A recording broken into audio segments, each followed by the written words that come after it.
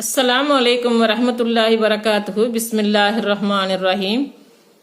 அன்பான சகோதர சகோதரிகளே, எல்லாம் வல்ல அல்லாஹ்வின் நல்லடியார்களே, நாம் இன்று காணவிருக்கும் தலைப்பு பிறருடைய மானம் புனிதமானது, பாகம் 3.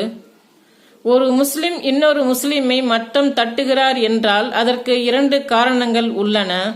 ஒன்று, அவரை விட தன்னை உயர்ந்தவர் என்று கருதுவது அல்லது அவரை இழிவாக கருதுவது ஆகிய 2 காரணங்களுக்காக தான் மற்றவரை மட்டம் தட்ட முன் வருகிறார். எனவே இந்த 2 விஷயங்களை பற்றி மார்க்கம் என்ன கூறுகிறது என்று பார்ப்போம்.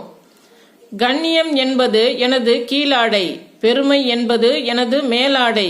இவ்விரண்டில் ஏதேனும் ஒன்றில் என்னுடன் யார் மோதுகின்றானோ அவனை நான் நரகத்தில் போட்டு விடுவேன் என்று அல்லாஹ் கூறுவதாக அல்லாஹ்வின் தூதர் ஸல்லல்லாஹு அலைஹி வஸல்லம் அவர்கள் கூறினார்கள்.